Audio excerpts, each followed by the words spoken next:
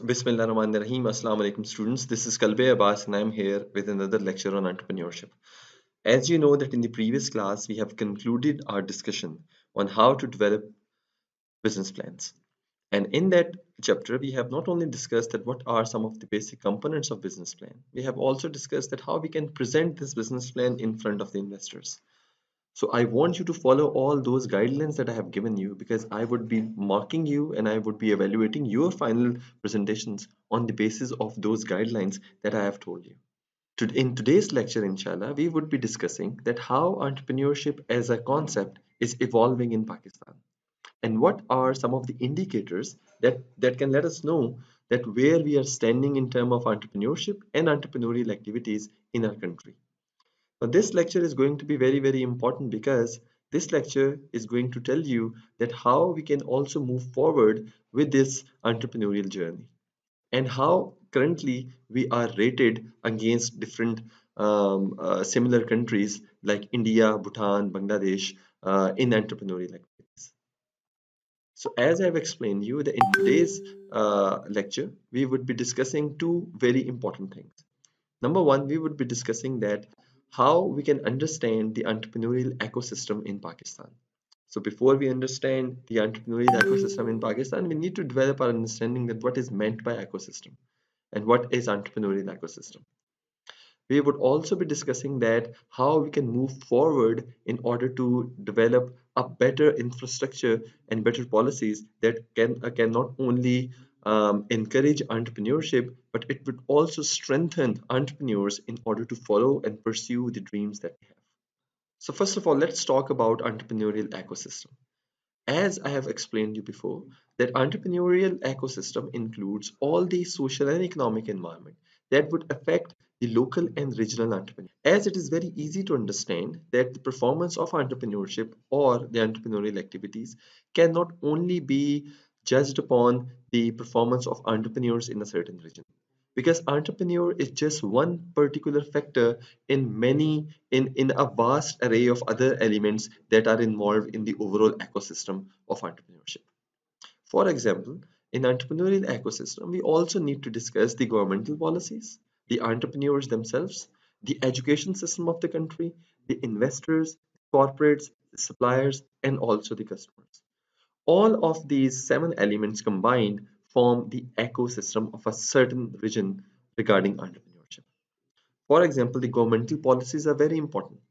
How much loan government is giving to the startups, how much ease of starting new business government is planning to offer, what conducive policies government is offering to the entrepreneurs, and many others like availability of investors, availability of different corporates that are there to help the young entrepreneurs and startups. All of these elements are important when it comes to the entrepreneurial growth of startups and entrepreneurial growth of businesses in a certain country. So before we start discussing the entrepreneurial ecosystem of Pakistan, let us discuss some of the important stats of Pakistani economy. For example, Pakistan is one of the most populous country in the world. With a population of 212 million individuals, it is one of the fifth populous country in the nation. It is also one of the fastest growing country with terms of population in the world. And most importantly, Pakistan has this huge youth bulge. Youth bulge basically means that the portion of youth or the portion of people below the age of 35 is huge in terms of Pakistan.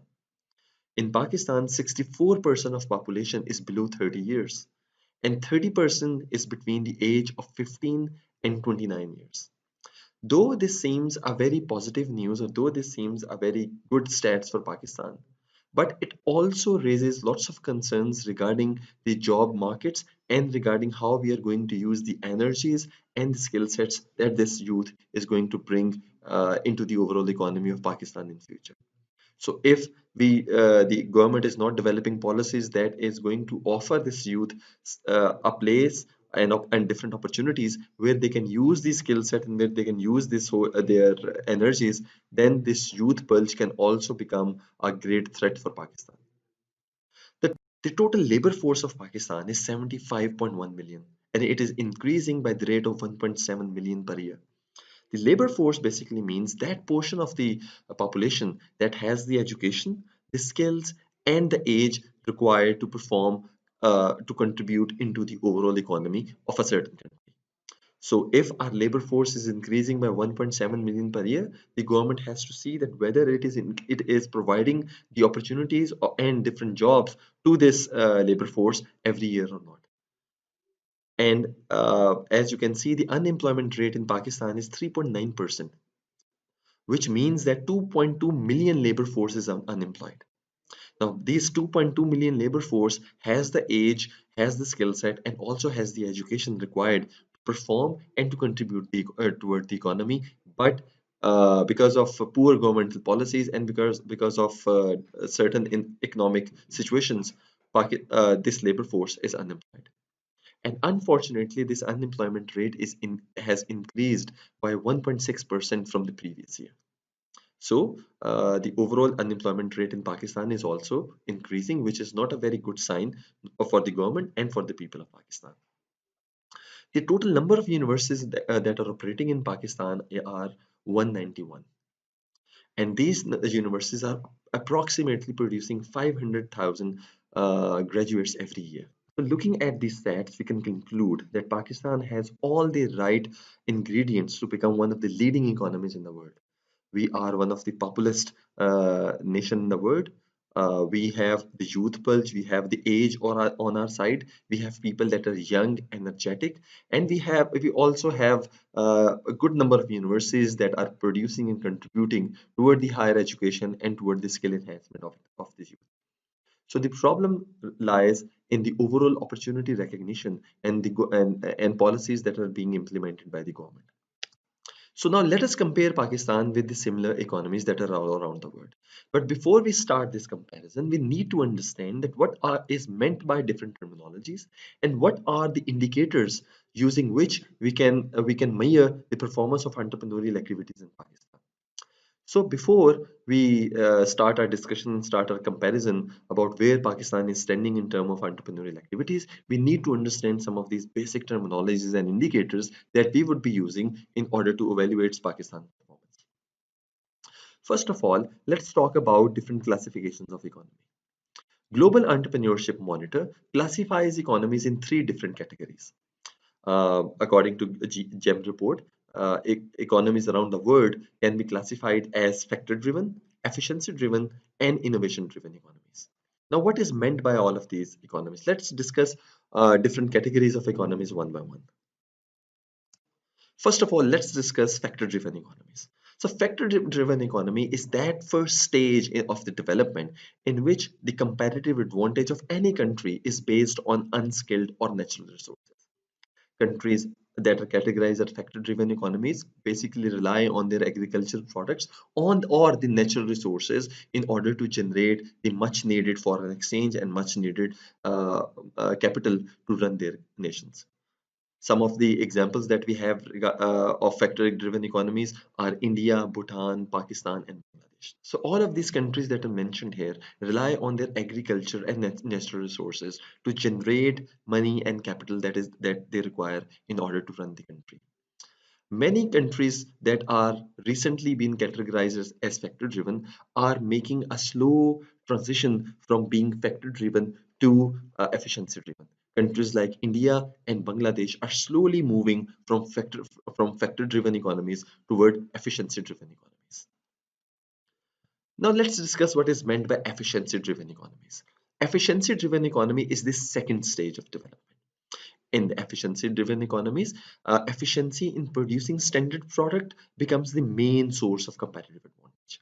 The production process is more efficient and the quality of the product is increased, and economy concentrates on manufacturing and on quality producing products. We have lots of examples that we can categorize in efficiency driven economies, like countries like China, Malaysia, and Russia. All of these countries are categorized as efficiency driven economies. As you can see in China, the whole focus is on manufacturing, and slowly they are transitioning toward innovation driven economies where they are not only manufacturing the innovation that is provided to them by organizations or countries, by other countries, they are also trying to innovate new products and new business models. The third category or the third type of economy is the innovation driven economy. Innovation driven economy is basically the third and the last stage of development. And these countries are called developed nations. And these have the ability to produce new innovative products through sophisticated processes and using of the most advanced methods to become the main source of competitive advantage. Companies are more knowledgeable, they are more competitive, they are more knowledge intensive, and they invest strongly in advanced skills and technologies. As I can give you many examples. For example, United States of America recently launched fifth generation of stealth aircrafts.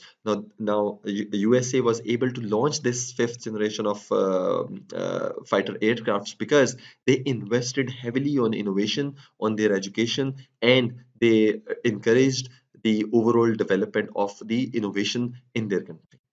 Other examples are UK, Japan, Germany. All of these countries are now investing in higher education, they are investing in innovation, and they are investing in new experimentation and new innovation around the world. So these were the three categories of economies according to Global Entrepreneurship Monitor. Factor-driven economies, efficiency-driven economies, and innovation-driven economies. And as we know that Pakistan is currently categorized as a factor-driven economy. Now let's talk about new business ownership rate.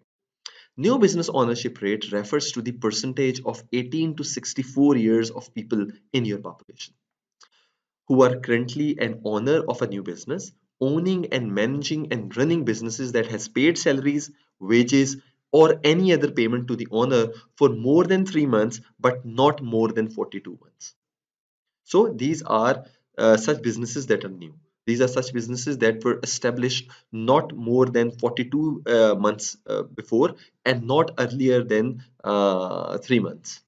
This, uh, this indicator basically mentioned that how much percentage of people that are within the age bracket of 18 years to 64 years own their own business, and they are paying salaries, they are generating revenues, and they are paying taxes. This seriously indicates that what is the current entrepreneurial state in your country. For example, Russia's new business ownership rate is 4.8%. Greece new business ownership rate is 3.8%, and Spain is also 3.8%, which means that in Russia 4.8% of people that are of age 18 to 64, they have recently started their own business. I would share you the Pakistani stats in coming slides, inshallah. Now let's talk about business ownership rate. Similar to new business ownership rate represents that the same stats, but here we also take into account all of those businesses that are older than 42 months in their operation. So the business ownership rate generally refers to the percentage of 18 to 64 years of people in the population who are currently an owner, manager of an established business, owning and managing a running business that has paid salaries, wages, or any other payments to the owner for more than 42 months. So the only difference in the definition is that in the new business ownership rate, we only try to take into account all of these businesses that are recently established or that are younger than 42 months. In business ownership rate, we include all those businesses that are older than 42 months in their operations. In Brazil, the business ownership rate is 16.6%. In Australia, this rate is 6.3%, and in Bangladesh, this rate is 6.5%. So as you can see, in Brazil, 16.6% of their total population that comes in the age bracket of 18 to 64 owns their own business or they are running their own business, which by which you can clearly see that in Brazil, people are preferring doing their own businesses rather than in Australia and Bangladesh. In Australia, people are more focused toward maybe getting a job or maybe working for someone rather than starting their own firm or starting or they have established organization. Now let's talk about one of the very important entrepreneurial stat, which is total early stage entrepreneurial activity or we can also call it T. An economist's total entrepreneurial early stage entrepreneurial activity T rate is defined as the prevalence rate of individuals in the working age population who are actively involved in business startups, either in the phase in the advance of the birth of the firm or phase spanning 42 months after the birth of the firm. In 2019, the early stage entrepreneurial activity rate in Chile was 36.7%, in Brazil it was 23.3%, and in Australia it was 10.52%. As you can see, T basically represents that how much people are interested in starting new businesses, in establishing startups, and in running their own businesses. How much they are willing to spend time on the ideas that they want to pursue, on the business plans that they have, and and generating new and innovative business models. As you can see from the stats that Chile 36.7% of your population that is between 18 to 64, they are interested in starting their own firm, and they are interested in starting a new startup or a new organization. So now let's talk about opportunity and necessity driven entrepreneurship. Now, though both of these are different types of entrepreneurship, but opportunity driven entrepreneurship basically means that what is the percentage of people who have started the business because they have spotted an opportunity in the market and which they wanted to pursue. On the other hand, necessity driven entrepreneurs or necessity driven entrepreneurship basically means that such people who have started the business because they have nothing else to do, or because of the poor economy they were unable to find a job, and that's why they started a business. Now this is a major set that can represent that how much innovative people are and how much opportunity driven entrepreneurship is in a certain country. I would now share you the stats that how Pakistan is performing against all the indicators that we have discussed in the previous slides. So I would be sharing with you that so we have established that Pakistan is a factor-driven economy. We have also established that we we have established that Pakistan is a factor-driven economy. We have also established that what is meant by opportunity-driven and innovation-driven economies. We have also established that what is meant by total early-stage entrepreneurial activities, and we have also established that what is meant by factor-driven, efficiency-driven, and innovation-driven economy. Now let's talk about stats of Pakistan and where Pakistan stacks related to other economies and other countries around the world. So these are all these entrepreneurship stats of Pakistan. As you can see that in the Global Entrepreneurship Development Institute ranking, Pakistan is ranked at 105 out of 224 countries that GEM recently analyzed and reviewed. The new business ownership rate in Pakistan is just 2.7%. On the other hand, other average of other factor-driven economies, which means that other countries that are in the same category or in the same development stages of Pakistan, the new business ownership rate is 11.8, which shows a very grim picture of entrepreneurship in Pakistan. The business ownership rate again in Pakistan is quite low as compared to the average of other factor driven economies. In Pakistan, the business ownership rate is just 4.7%, whereas in other factor driven economies, it is standing at 12.6%. The number of limited liability companies in Pakistan is again 15 times lesser than average factor driven economies. The total early entrepreneurial activities that are happening in Pakistan is just 9.08%, whereas again the average of other factor-driven economies is 11.7%. New business density indicator, which basically represents that how dense your economy is regarding new businesses and new ideas that are coming in. Pakistan's is just 0.04%, whereas the rest of average of other factor-driven economies is somewhere around 2.88%.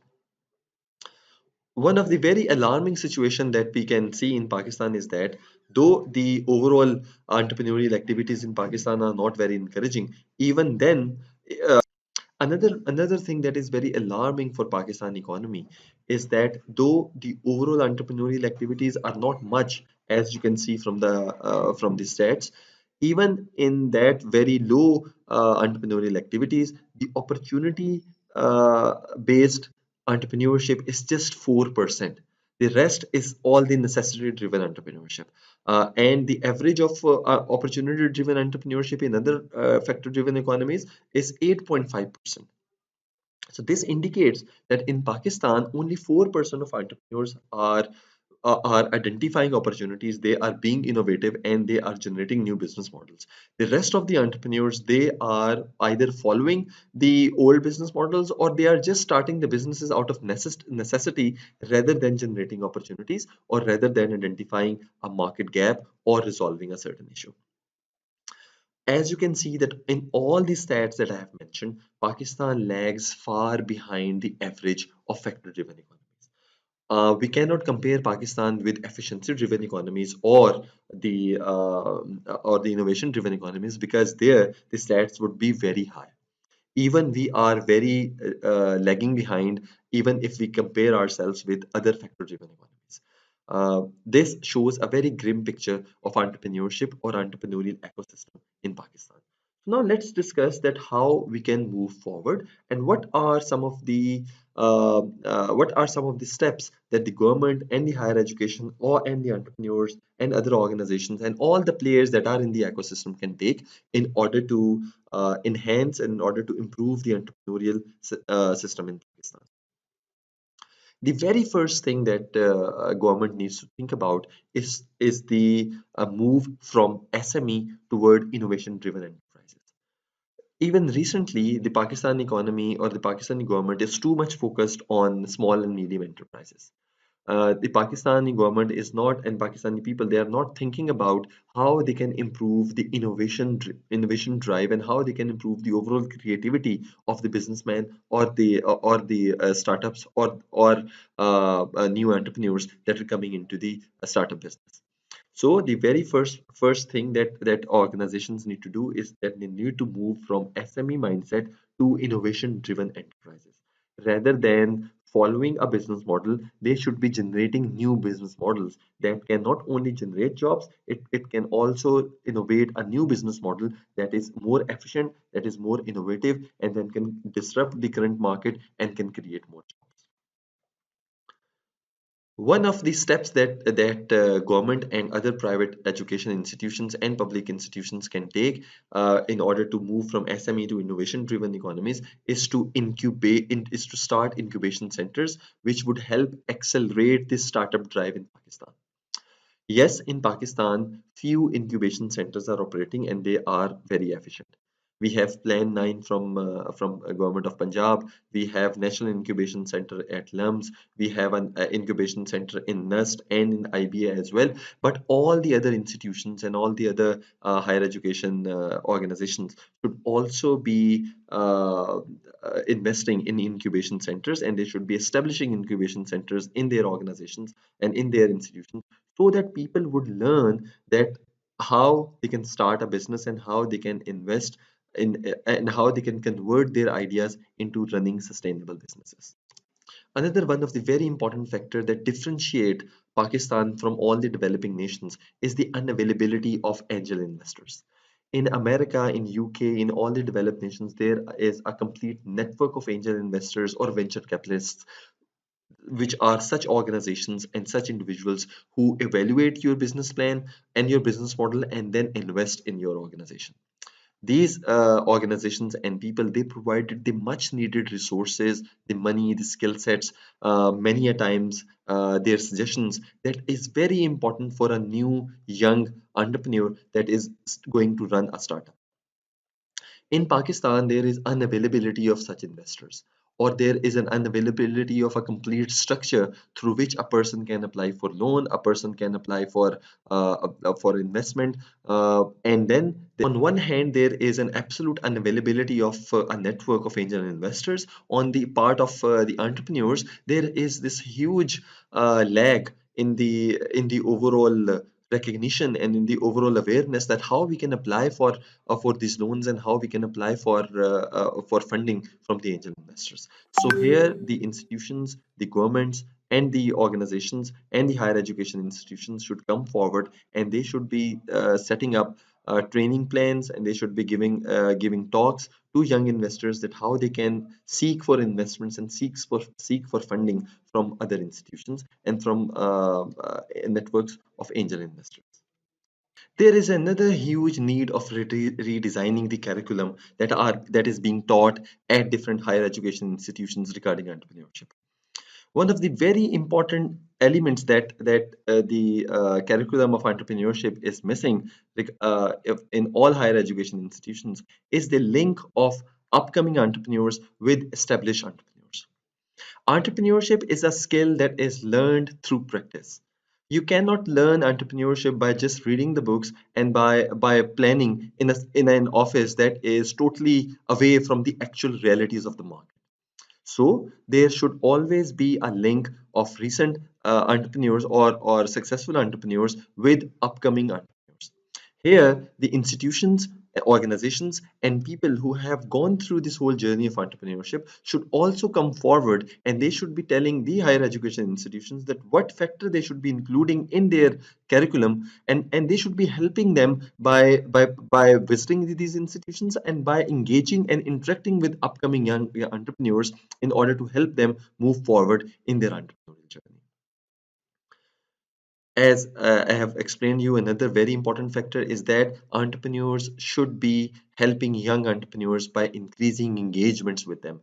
They should be telling them that what are the problems that they are going to face, what are the areas that they need to be focusing upon, how they can secure funds, how they can become more successful in their business models, how they can innovate more rapidly, and how they can compete more efficiently in today's highly competitive world. So by following these five guidelines, I believe that any economy can move into the direction of entrepreneurial journey, and they can develop such policies that are conducive to the overall entrepreneurial landscape of any country. Now, these are some of the books or references that you can use in order to further read about the topics and about the concepts and ideas that I have just explained. This brings me to the end of today's lecture. Today, we have discussed that where Pakistan is standing with respect to entrepreneurial activities. We have also learned that what is meant by factor-driven economy, efficiency-driven economy, and innovation-driven economies. We have also discussed that what is meant by total early entrepreneurship activities in any country, and most importantly, we have learned that where Pakistan stands with respect to other factor-driven economies when it comes to entrepreneurial activities in Pakistan. Most importantly, we have also discussed and touched upon some of the very basic elements and some of the very basic factors that are going to tell us that how we can move forward in our entrepreneurial journey. Inshallah, in the next class, we would start our discussion on how we can develop the business model and what is meant by business model. In that chapter, I would be telling you that what is the difference between a business plan and the business model, because the competitiveness of any organization depends on the business model of that organization, and the innovation is also drives from the business model of a certain organization. So I'm very excited and I look forward to seeing you in our next interactive session, inshallah, and to start a new chapter on business models and innovation. Thank you very much. Take care of yourself. Allah Hafiz.